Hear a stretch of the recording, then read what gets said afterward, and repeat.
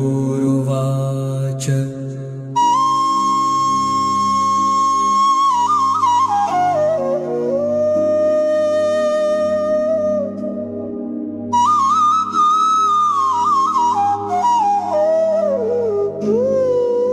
अथ ध्यानं प्रवक्ष्यामि शृणु सर्वाङ्गसुन्दर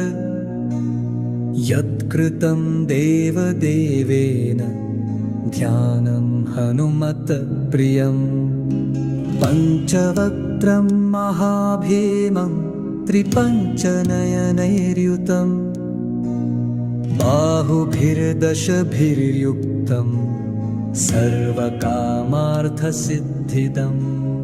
पूवं तु वानरं वक्त्रं कोटिसूर्यसम्प्रभं दंष्ट्राकरालवदनं भ्रुकुटिकुटिलेक्षणम् अस्यैव दक्षिणं वक्त्रं नारसिंहं महाद्भुतम् अत्युग्रतेजोवपुषं भीषणं भयनाशनम्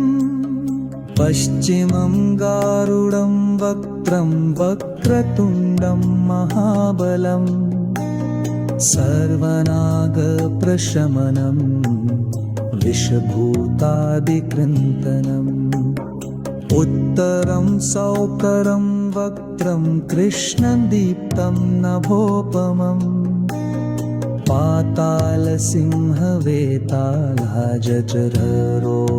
पातालसिंहवेतालजठररोगादिकृन्तनम् ऊर्ध्वं हयाननं घोरं दानवान्तकरं परं येन वक्त्रेण विप्रेन्द्रतारकाख्यं महासुरम् जघान शरणं तत्स्यात् सर्वशत्रुहरं परम् धात्वा पञ्चमुखं रुद्रं हनुमन्तं दयानिधिम् खड्गं त्रिशूलं खट्वाङ्गं पाशमङ्कुशपर्वतम् मुष्टिं कौमोदकीं वृक्षं धारयन्तं कमण्डलुम् भिन्दिपालं ज्ञानमुद्रां दशभिर्मुनिपुङ्गमम् एतान्यायुधजालानि धारयन्तं भजाम्यहम्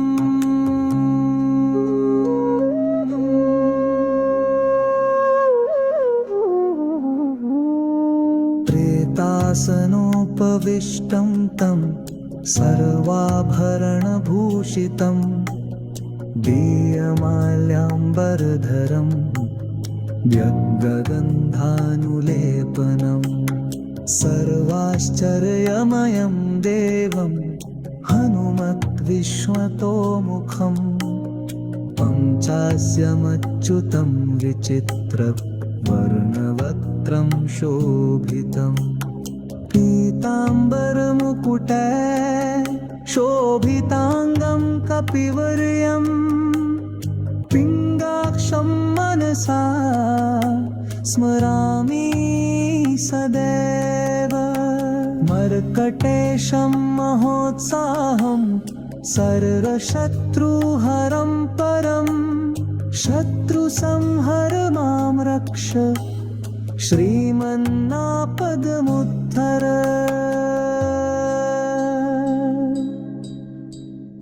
ॐ हरिमर्कटमर्कटमन्त्रमिदं वामतले लिख्यति यदि नश्यति शत्रुकुलं यदि मुञ्चति वामलता इदं कवचं पठित्वा महाकवचं पठेन्नरः एकवारं जपेत् स्तोत्रं सर्वशत्रुनिवारणम् द्विवारं पठेन्नित्यं पुत्रपौत्रप्रवर्धनम् त्रिवारं पठेन्नित्यं सर्वसम्पत्करं शुभम् चतुर्वारं पठेन्नित्यं सर्वरोग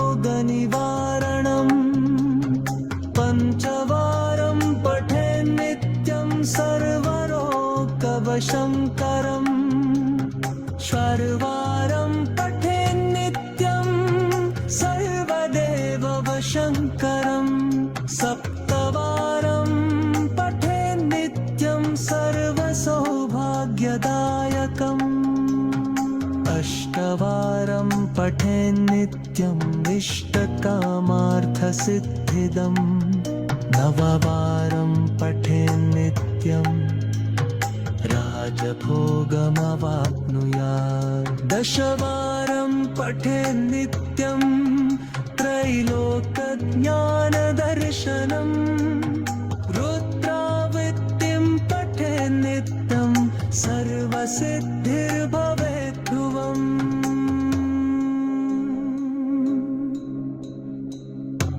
निर्बलो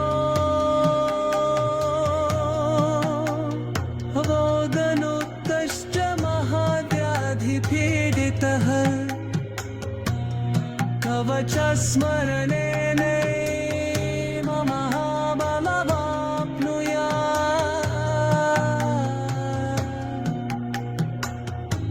महाबलमाप्नुयात् श्रीसुदर्शनसंहितायाम् श्रीरामचन्द्रसीतत्रतम् श्रीपञ्चनखं नुमः कवचम् सम्पूर्णम्। अथ ध्यानं प्रवक्ष्यामि शृणु सर्वाङ्गसुन्दर यत्कृतं देवदेवेन ध्यानं हनुमत्प्रियम् पञ्चवक्त्रं महाभीमं त्रिपञ्चनयनैर्युतं बाहुभिर्दशभिर्युक्तं सर्वकामार्थसिद्धिदम् पूवं तु वानरं वक्त्रं कोटिसूर्यसम्प्रभम् दंष्ट्राकरालवदनं भ्रुकुटिकुटिलेक्षणम् अस्यैव दक्षिणं वक्त्रं नारसिंहं महाद्भुतम् अत्युग्रतेजो वपुषं भीषणं भयनाशनम् पश्चिमं गारुडं वक्त्रं वक्रतुण्डं महाबलम् सर्वनागप्रशमनम् विषभूतादिकृन्तनम् उत्तरं सौकरं वक्त्रं कृष्णदीप्तं नभोपमम् पातालसिंहवेतालजठररोगादिकृन्तनम् ऊर्ध्वं हयाननं घोरं दानवान्तकरं परम् येन वक्त्रेण विप्रेन्द्रतारकाख्यं महासुरम् जघान शरणं तत्स्यात् सर्वशत्रुहरं परम् ध्यात्वा पञ्चमुखं रुद्रं हनुमन्तं दयानिधिम् खड्गं त्रिशूलं खट्वाङ्गं पाशमङ्कुशपर्वतम् मुष्टिं कौमोदकीं वृक्षं धारयन्तं कमण्डलुं भिन्दिपालं ज्ञानमुद्रां दशभिर्मुनिपुङ्गमम् एतान्यायुधजालानि धारयन्तं भजाम्यहम्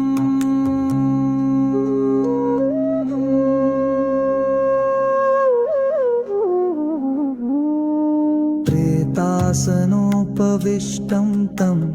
सर्वाभरणभूषितं दीयमाल्याम्बरधरं व्यग्गगन्धानुलेपनं सर्वाश्चर्यमयं देवं हनुमद्विश्वतोमुखं पञ्चास्यमच्युतं विचित्रवर्णवक्त्रं शोभितं पीताम्बरमुकुटे शोभिताङ्गं कपिवर्यं पिङ्गाक्षं मनसा स्मरामि सदैव मर्कटेशं महोत्साहं सर्वशत्रुहरं परं शत्रुसंहर मां रक्ष श्रीमन्नापदमुद्धर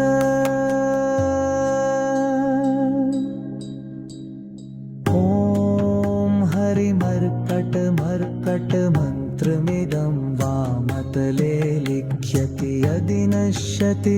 शत्रुकुलं यदि मुञ्चति वामलता इदं कवचं पठित्वा महाकवचं पठेन्नरः एकवारं जपेत् स्तोत्रं सर्वशत्रुनिवारणम् द्विवारं पठेन्नित्यं पुत्रपौत्रप्रवर्धनम् त्रिवारं पठेन्नित्यं सर्वसम्पत्करं शुभम् चतुर्वारं पठेन्नित्यं सर्वरोगनिवारणम् पञ्चवारं पठेन्नित्यं सर्वरोगवशङ्करम् षड्वारं पठेन्नित्यं सर्वदेववशङ्करम् सप्तवारं पठेन्नित्यं सर्वसौभाग्यदायकम् अष्टवारं पठेन्नित्यम् इष्टकामार्थसिद्धिदम् नववारं पठेन्नित्यं राजभोगमवाप्नुयात् दशवारं पठेन्नित्यं त्रैलोक्यज्ञानदर्शनम् रुद्रावृत्तिं पठेन्नित्यं सर्वसिद्धिर्भवेत् ध्रुवम्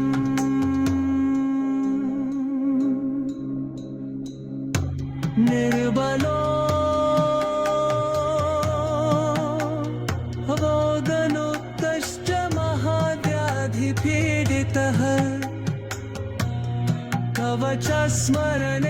कवचस्मरणेनैव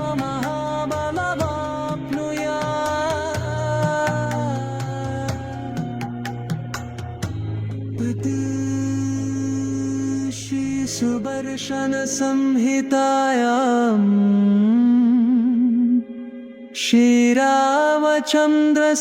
श्रीरामचन्द्रसीतत्रतं श्रीपञ्चनखं नुमः कवचं सम्पूर्णम्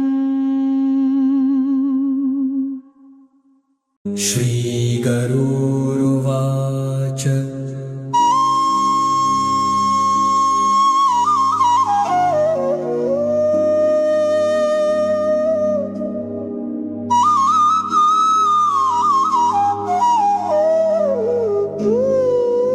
अथ ध्यानं प्रवक्ष्यामि शृणु सर्वाङ्गसुन्दर यत्कृतं देवदेवेन ध्यानं हनुमत्प्रियं पञ्चवक्त्रं महाभीमं त्रिपञ्चनयनैर्युतं बाहुभिर्दशभिर्युक्तम् सर्वकामार्थसिद्धिदम् पूवं तु वानरं वक्त्रं कोटिसूर्यसम्प्रभं दंष्ट्राकरालवदनं भ्रुकुटिकुटिलेक्षणम् अस्यैव दक्षिणं वक्त्रं नारसिंहं महाद्भुतम् अत्युग्रतेजो वपुषं भीषणं भयनाशनम् पश्चिमं गारुडं वक्त्रं वक्रतुण्डं महाबलम् सर्वनागप्रशमनं विषभूतादिकृन्तनम् उत्तरं सौकरं वक्त्रं कृष्णदीप्तं नभोपमम्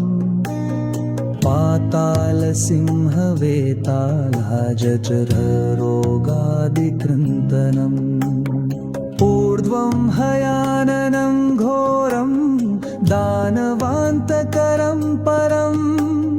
येन वक्त्रेण विप्रेन्द्रतारकाख्यं महासुरम्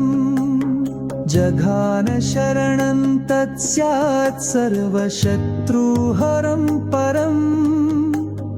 ध्यात्वा पञ्चमुखं रुद्रं हनुमन्तं दयानिधिम् खड्गं त्रिशूलं खट्वाङ्गं पाशमङ्कुशपर्वतम् मुष्टिं कौमोदकी वृक्षं धारयन्तं कमण्डलुम्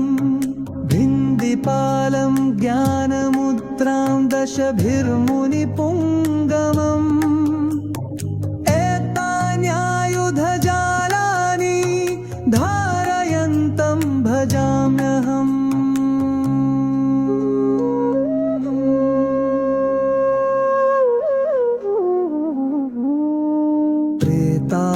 प्रेतासनोपविष्टं तं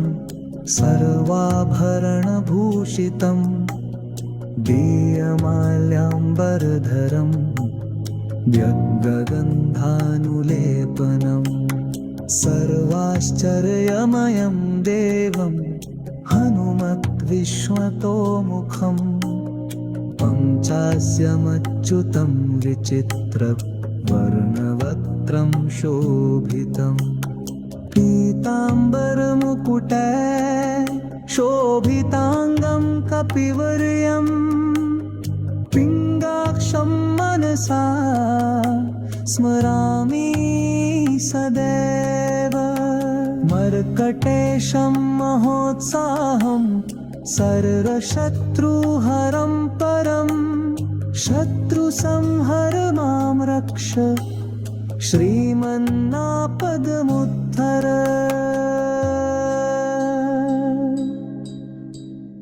ॐ हरिमर्कटमर्कटमन्त्रमिदं वामतले लिख्यति यदि नश्यति शत्रुकुलं यदि मुञ्चति वामलता इदं कवचं पठित्वा महाकवचं पठेन्नरः एकवारं जपेत् स्तोत्रं सर्वशत्रुनिवारणम् द्विवारं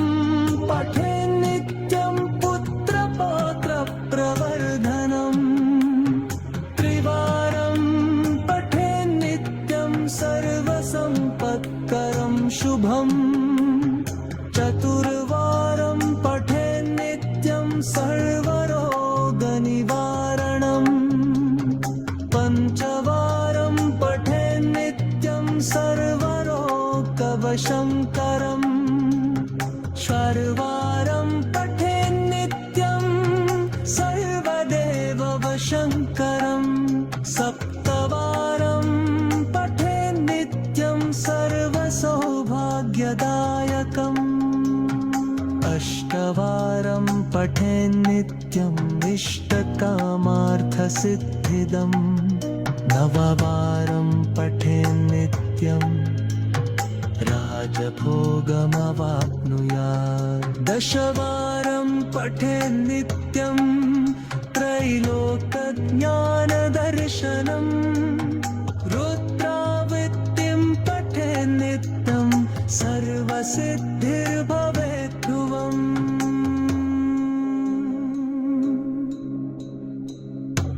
निर्बलो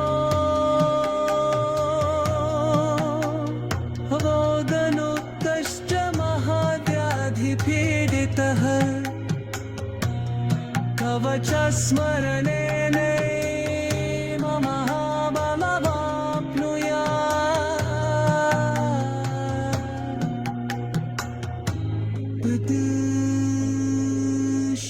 सुदर्शन संहितायां श्रीरामचरितमानसे चन्द्रसी तत्र श्रीपञ्चनखं नुमा कवचं सम्पूर्णम्। अथ ध्यानं प्रवक्ष्यामि शृणु सर्वाङ्गसुन्दर। यत्कृतं देवदेवेन ध्यानं हनुमत्प्रियं। पञ्चवक्त्रं महाभीमं त्रिपञ्चनयनैर्युतं। बाहुभिर्दशभिर्युक्तं सर्वकामार्थसिद्धिदम्। पूवं तु वानरं वक्त्रं कोटिसूर्यसम्प्रभम्। दंष्ट्राकरालवदनं भ्रुकुटिकुटिलेक्षणम्। अस्यैव दक्षिणं वक्त्रं नारसिंहं महाद्भुतम्। अत्युग्रतेजो वपुषं भीषणं भयनाशनम्। पश्चिमं गारुडं वक्त्रं वक्रतुण्डं महाबलम्। सर्वनागप्रशमनं विषभूतादिकृन्तनम्। उत्तरं सौकरं वक्त्रं कृष्णदीप्तं नभोपमम्। पातालसिंहवेतालजठररोगादिकृन्तनम्। ऊर्ध्वं हयाननं घोरं दानवान्तकरं परम्। येन वक्त्रेण विप्रेन्द्रतारकाख्यं महासुरम्। जघान शरणं तत्स्यात् सर्वशत्रुहरं परम्। धात्वा पञ्चमुखं रुद्रं हनुमन्तं दयानिधिम्। खड्गं त्रिशूलं खट्वाङ्गं पाशमङ्कुशपर्वतम्। मुष्टिं कौमोदकी वृक्षं धारयन्तं कमण्डलुम्। भिन्दिपालं ज्ञानमुद्रां दशभिर्मुनिपुङ्गमम्। एतान्यायुधजालानि धारयन्तं भजाम्यहम्।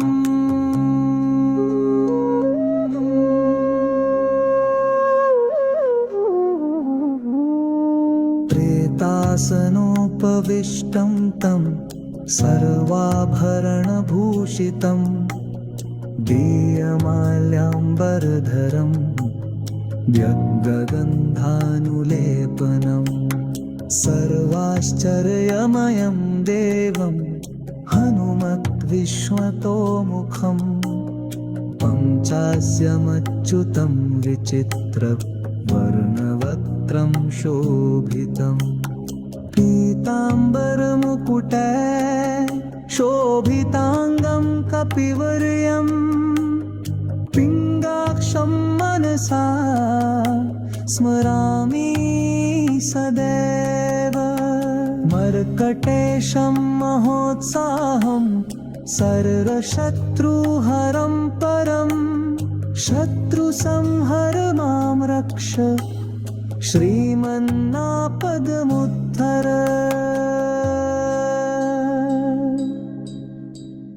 ॐ हरिमर्कटमर्कटमन्त्रमिदं वामतले लिख्यति। यदि नश्यति शत्रुकुलं यदि मुञ्चति वामलता। इदं कवचं पठित्वा महाकवचं पठेन्नरः। एकवारं जपेत् स्तोत्रं सर्वशत्रुनिवारणम्। द्विवारं पठेन्नित्यं पुत्रपौत्रप्रवर्धनम्। त्रिवारं पठेन्नित्यं सर्वसम्पत्करं शुभम्। चतुर्वारं पठेन्नित्यं सर्वरोगनिवारणम्। पञ्चवारं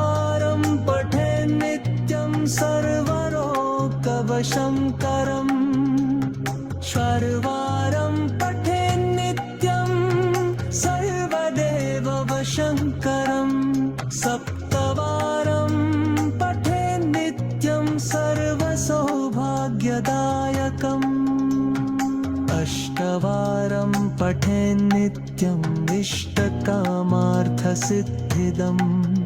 नववारं पठेन्नित्यम्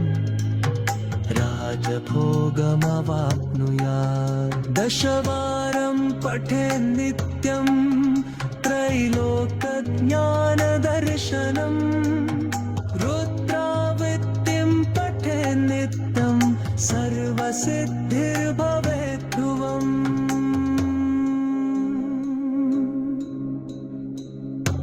निर्बलो भोगनुत्तश्च महाव्याधिपीडितः कवचस्मरणेन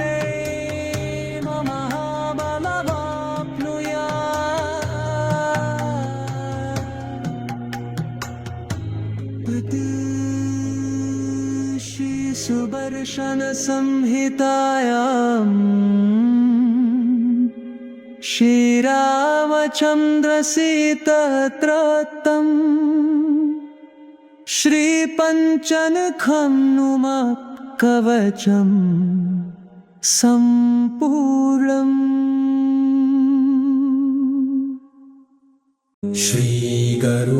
श्रीगरुरुवाच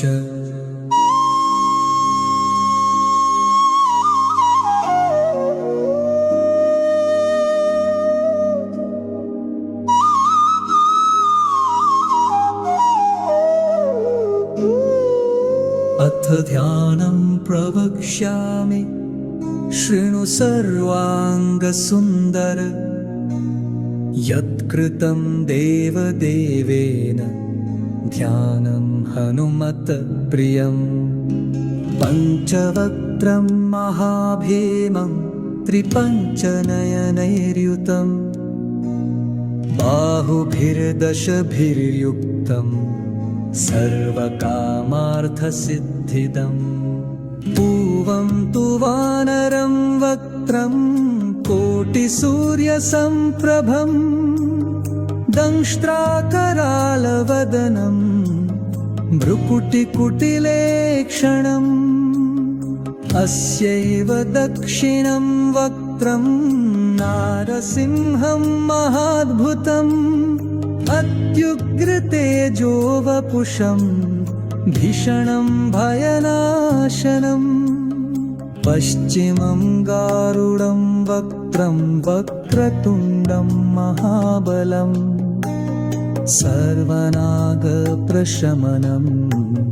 विषभूतादिकृन्तनम्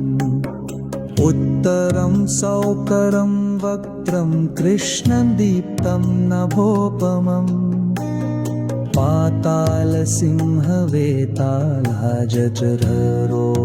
पातालसिंहवेतालजठररोगादिकृन्तनम् ऊर्ध्वं हयाननं घोरं दानवान्तकरं परम् येन वक्त्रेण विप्रेन्द्रतारकाख्यं महासुरम् जघान शरणं तत्स्यात् सर्वशत्रुहरं परम्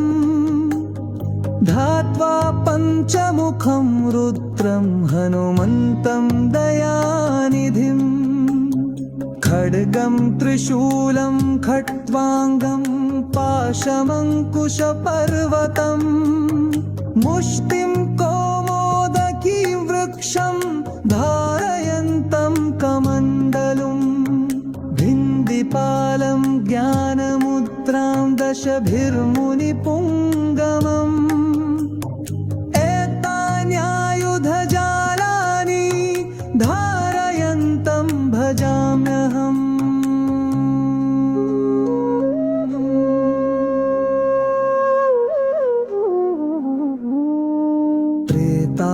प्रेतासनोपविष्टं तं सर्वाभरणभूषितं दीयमाल्याम्बरधरं व्यग्गगन्धानुलेपनं सर्वाश्चर्यमयं देवं हनुमद्विश्वतोमुखं पञ्चास्यमच्युतं विचित्रवर्णवक्त्रं शोभितं पीताम्बरमुकुटे शोभिताङ्गं कपिवर्यम् पिङ्गाक्षं मनसा स्मरामि सदैव मर्कटेशं महोत्साहं सर्वशत्रुहरं परं शत्रुसंहर मां रक्ष श्रीमन्नापदमुद्धर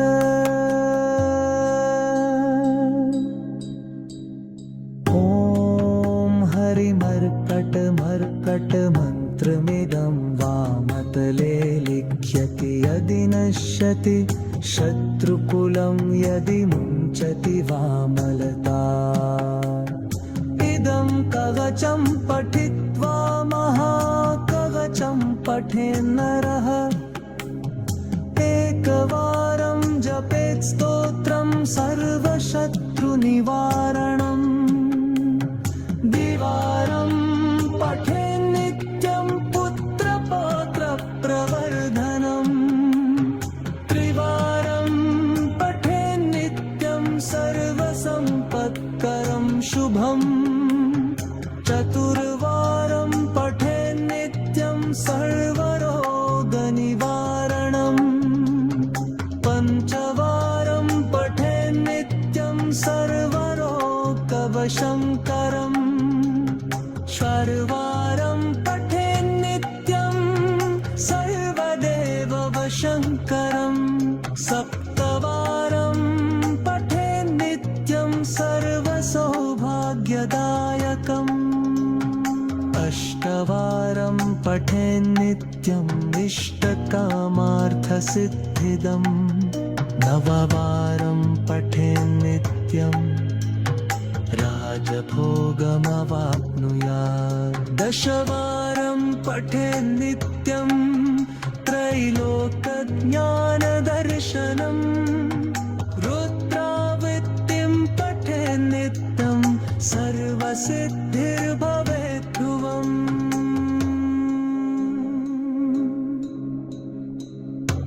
निर्बलो अवोदनुत्तश्च महाव्याधिपीडितः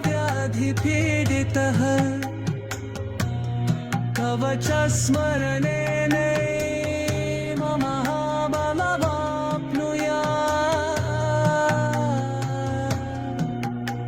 महाबलमाप्नुयात् श्रीसुदर्शनसंहितायाम्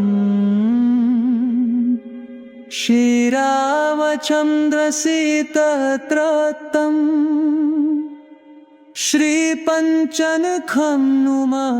कवचं सम्पूर्णम्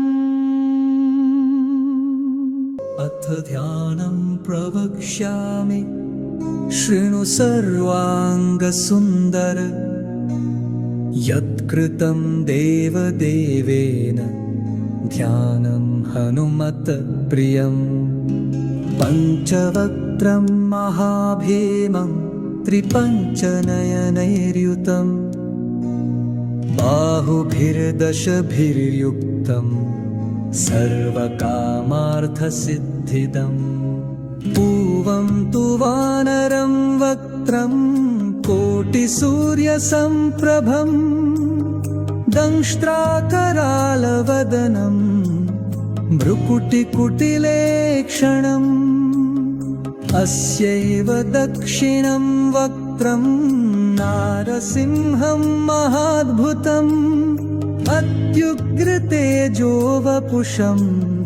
भीषणं भयनाशनम् पश्चिमं गारुडं वक्त्रं वक्रतुण्डं महाबलम् सर्वनागप्रशमनं विषभूतादिकृन्तनम् उत्तरं सौकरं वक्त्रं कृष्णदीप्तं नभोपमम्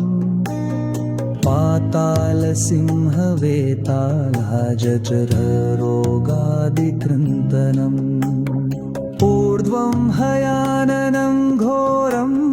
दानवान्तकरं परं येन वक्त्रे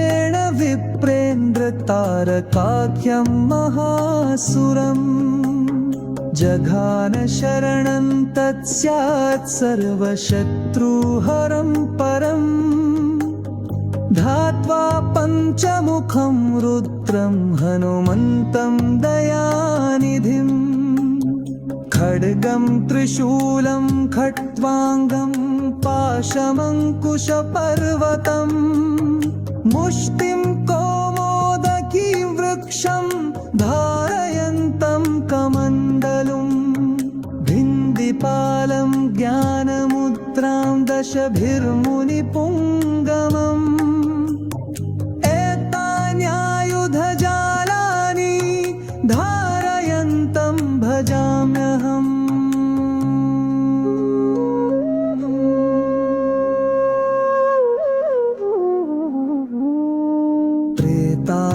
प्रेतासनोपविष्टं तं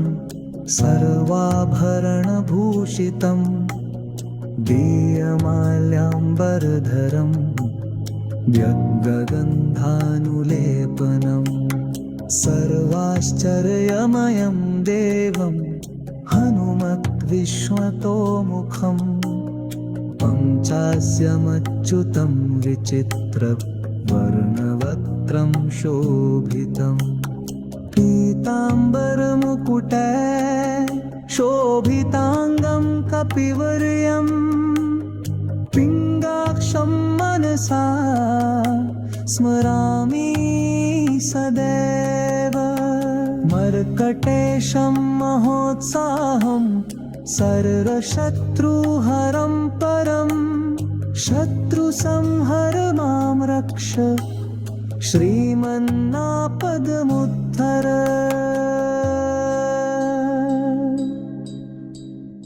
ॐ हरिमर्कटमर्कटमन्त्रमिदं वामतले लिख्यति यदि नश्यति शत्रुकुलं यदि मुञ्चति वामलता इदं कवचं पठित्वा महाकवचं पठेन्नरः एकवारं जपेत् स्तोत्रं सर्वशत्रुनिवारणम् द्विवारं पठेन्नित्यं पुत्रपौत्रप्रवर्धनम् त्रिवारं पठेन्नित्यं सर्वसम्पत्करं शुभम् चतुर्वारं पठेन्नित्यं सर्वरोगनिवारणम् पञ्चवारं पठेन्नित्यं सर्वरोगवशङ्करम् षड्वारं पठेन्नित्यं सर्वदेववशङ्करम् सप्तवारं पठेन्नित्यं सर्वसौभाग्यदायकम् अष्टवारं पठेन्नित्यम् इष्टकामार्थसिद्धिदम्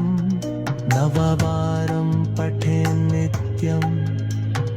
राजभोगमवाप्नुयात् दशवारं पठेन्नित्यं त्रैलोक्यज्ञानदर्शनम् रुद्रावृत्तिं पठेन्नित्यं सर्वसिद्धिर्भवेत् ध्रुवम्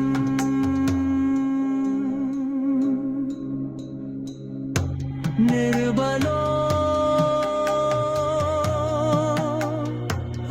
अवोगनुक्तश्च महाव्याधिपीडितः कवचस्मरणेन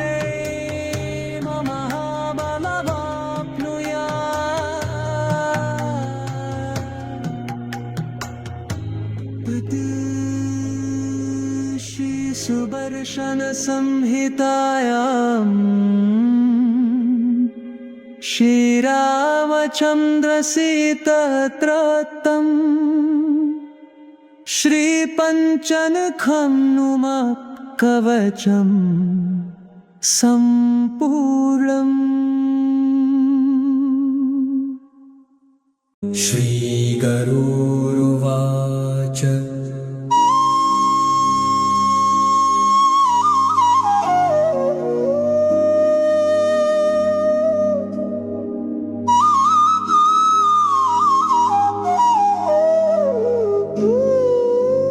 समर्थध्यानं प्रवक्ष्यामि शृणु सर्वाङ्गसुन्दर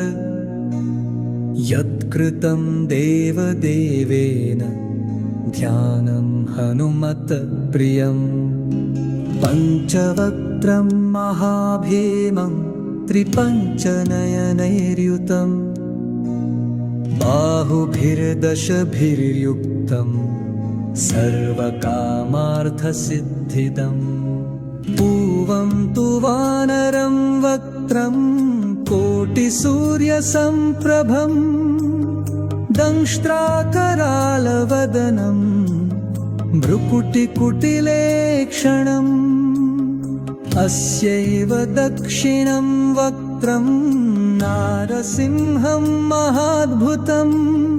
अत्युग्रतेजोवपुषं भीषणं भयनाशनम् पश्चिमं गारुडं वक्त्रं वक्रतुण्डं महाबलम्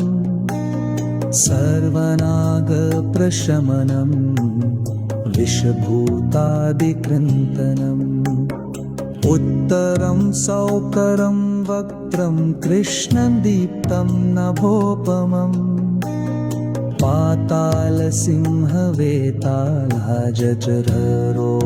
पातालसिंहवेतालजठररोगादिकृन्तनम् ऊर्ध्वं हयाननं घोरं दानवान्तकरं परं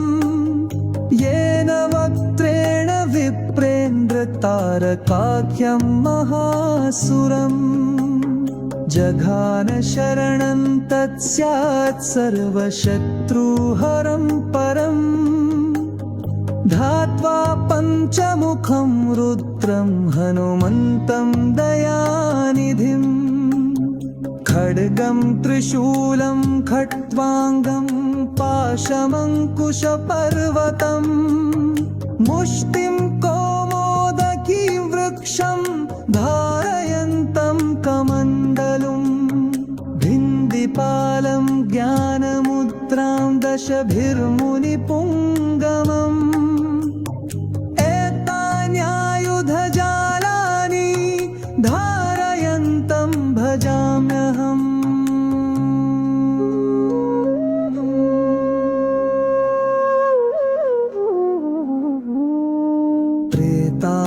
प्रेतासनोपविष्टं तं सर्वाभरणभूषितं दीयमाल्याम्बरधरं व्यग्रगन्धानुलेपनं सर्वाश्चर्यमयं देवं हनुमद्विश्वतोमुखं पञ्चास्यमच्युतं विचित्रवर्णवक्त्रं शोभितम् पीताम्बरमुकुटे शोभिताङ्गं कपिवर्यं पिङ्गाक्षं मनसा स्मरामि सदैव मर्कटेशं महोत्साहं सर्वशत्रुहरं परं शत्रुसंहर मां रक्ष श्रीमन्नापदमुत्थर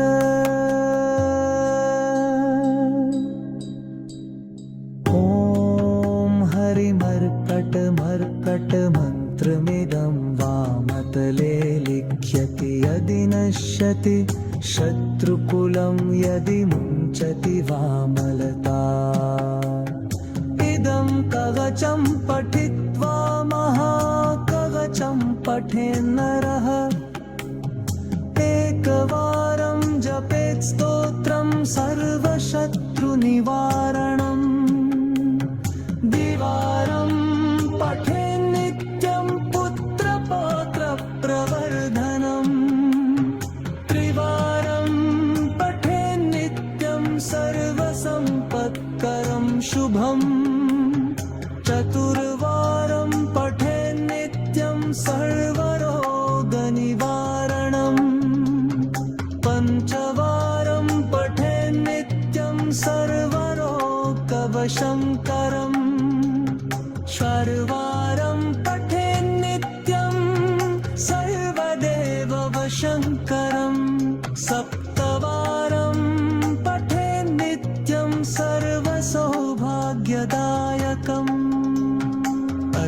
एकवारं पठेन्नित्यम् इष्टकामार्थसिद्धिदम् नववारं पठेन्नित्यम् राजभोगमवाप्नुयात् दशवारं पठेन्नित्यं त्रैलोक्यज्ञानदर्शनम् रुद्रावृत्तिं पठेन्नित्यं सर्वसिद्धिर्भवेत् ध्रुवम्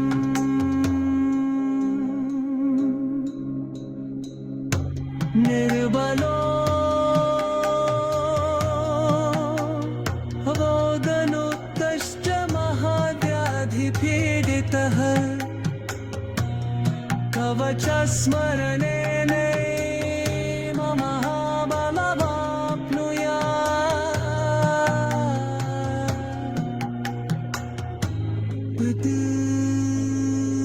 श्रीसुदर्शनसंहितायाम्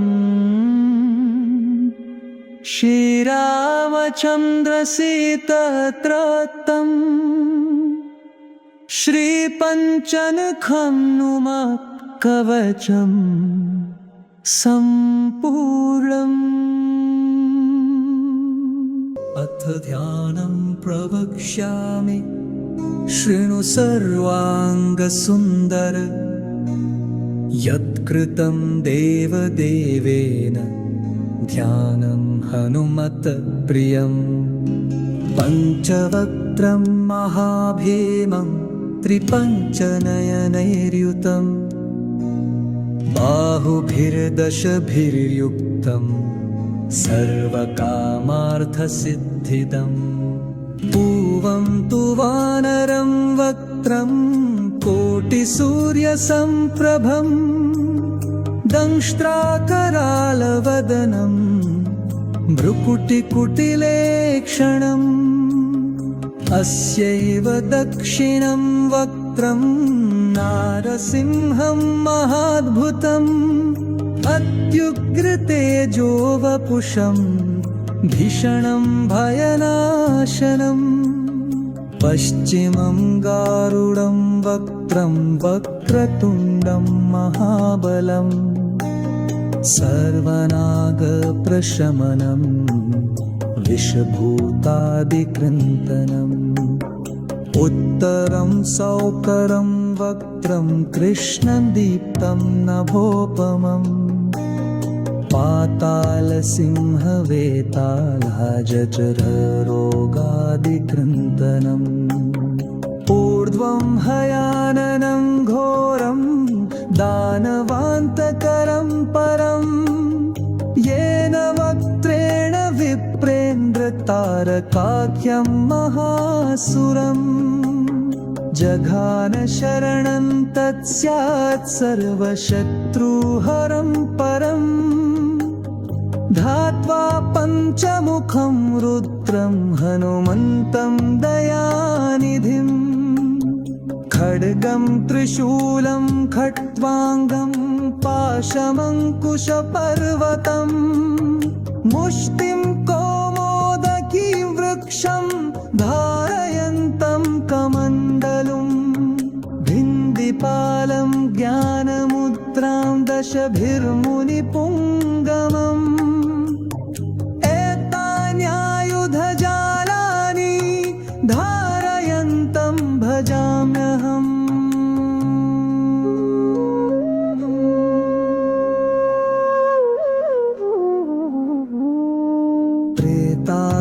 प्रेतासनोपविष्टं तं सर्वाभरणभूषितं दीयमाल्याम्बरधरं व्यग्रगन्धानुलेपनं सर्वाश्चर्यमयं देवं हनुमद्विश्वतोमुखं पञ्चास्यमच्युतं विचित्रवर्णवक्त्रं शोभितम् पीताम्बरमुकुटे शोभिताङ्गं कपिवर्यं पिङ्गाक्षं मनसा स्मरामि सदैव मर्कटेशं महोत्साहं सर्वशत्रुहरं परं शत्रुसंहर मां रक्ष श्रीमन्नापदमुत्थर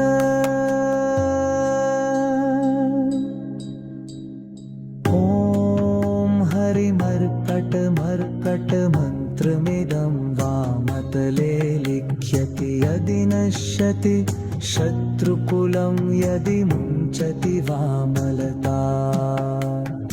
इदं कवचं पठित्वा महाकवचं पठेन्नरः एकवारं जपेत् स्तोत्रं सर्वशत्रुनिवारणम् द्विवारं पठेन्नित्यं पुत्रपौत्रप्रवर्धनम् त्रिवारं पठेन्नित्यं सर्वसम्पत्करं शुभम् चतुर्वारं पठेन्नित्यं सर्वरोगनिवारणम् पञ्चवारं पठेन्नित्यं सर्वरोगवशङ्करम् षड्वारं पठेन्नित्यं सर्वदेववशङ्करम् सप्तवारं पठेन्नित्यं सर्वसौभाग्यदायकम् अष्टवारं पठेन्नित्यम् इष्टकामार्थसिद्धिदम् नववारं पठेन्नित्यम् राजभोगमवाप्नुयात् दशवारं पठेन्नित्यं त्रैलोक्यज्ञानदर्शनम् रुद्रावृत्तिं पठेन्नित्यं सर्वसिद्धिर्भवेत् ध्रुवम्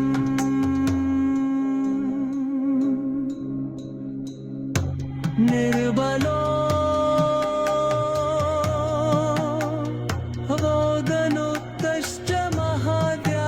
पीडितः कवचस्मरणेनैव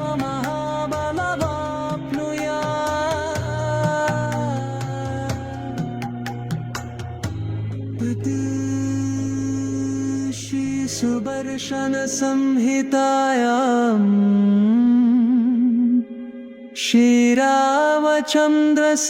श्रीरामचन्द्रसीतत्रतम्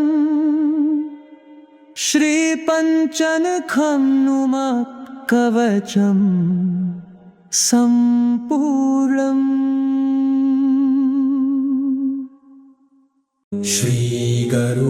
श्रीगरुरुवाच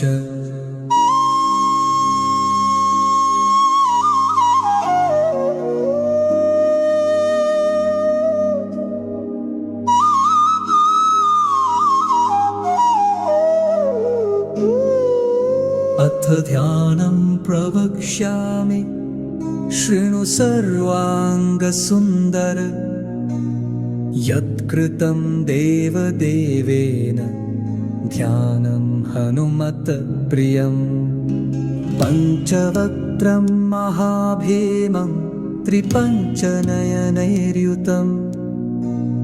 बाहुभिर्दशभिर्युक्तम् सर्वकामार्थसिद्धिदम् पूवं तु वानरं वक्त्रं कोटिसूर्यसम्प्रभम् दंष्ट्राकरालवदनं भ्रुकुटिकुटिलेक्षणम् अस्यैव दक्षिणं वक्त्रं नारसिंहं महाद्भुतम् अत्युग्रतेजो वपुषं भीषणं भयनाशनम् पश्चिमं गारुडं वक्त्रं वक्रतुण्डं महाबलम् सर्वनागप्रशमनं विषभूतादिकृन्तनम् उत्तरं सौकरं वक्त्रं कृष्णदीप्तं नभोपमम्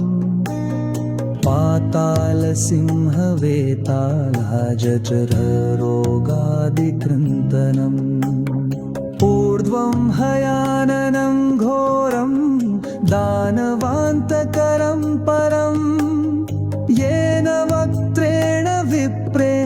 तारकाख्यं महासुरम् जघान शरणं तत्स्यात् सर्वशत्रुहरं परम्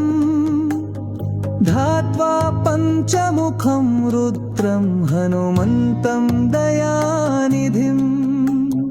खड्गं त्रिशूलं खट्वाङ्गं पाशमङ्कुशपर्वतम् मुष्टिं कौमोदकी वृक्षं धारयन्तं कमण्डलुं भिन्दिपालं ज्ञानमुद्रां दशभिर्मुनिपुङ्गमम् एतान्यायुधजालानि धारयन्तं भजाम्यहम्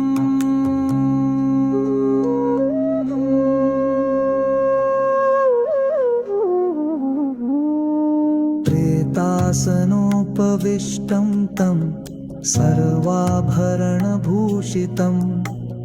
दीयमाल्याम्बरधरं व्यग्गगन्धानुलेपनं सर्वाश्चर्यमयं देवं हनुमद्विश्वतोमुखम् पञ्चास्यमच्युतं विचित्रवर्णवक्त्रं शोभितम् पीताम्बरमुकुटे शोभिताङ्गं कपिवर्यं पिङ्गाक्षं मनसा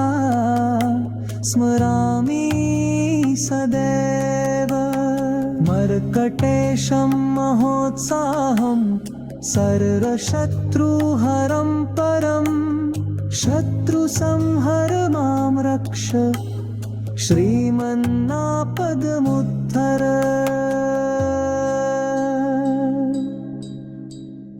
ॐ हरिमर्कटमर्कटमन्त्रमिदं वामतले लिख्यति यदि नश्यति शत्रुकुलं यदि मुञ्चति वामलता इदं कवचं पठित्वा महाकवचं पठेन्नरः एकवारं जपेत् स्तोत्रं सर्वशत्रुनिवारणम् द्विवारं पठेन्नित्यं पुत्रपौत्रप्रवर्धनम् त्रिवारं पठेन्नित्यं सर्वसम्पत्करं शुभम् चतुर्वारं पठेन्नित्यं सर्वरोगनिवारणम् पञ्चवारं पठेन्नित्यं सर्वरोगवशङ्करम् षड्वारं पठेन्नित्यं सर्वदेववशङ्करम् सप्तवारं पठेन्नित्यं सर्वसौभाग्यदायकम् अष्टवारं पठेन्नित्यम् इष्टकामार्थसिद्धिदम् नववारं पठेन्नित्यं राजभोगमवाप्नुयात् दशवारं पठेन्नित्यं त्रैलोक्यज्ञानदर्शनम् रुद्रावृत्तिं पठेन्नित्यं सर्वसिद्धिर्भवेत् ध्रुवम्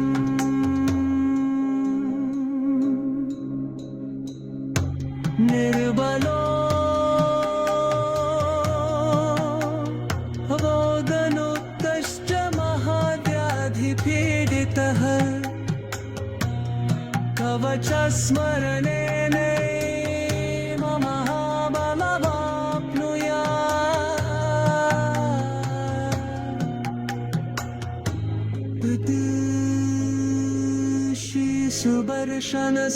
सुदर्शनसंहितायां श्रीरामचन्द्रसीतत्रतं श्रीपञ्चनखं नुमः कवचं सम्पूर्णम्।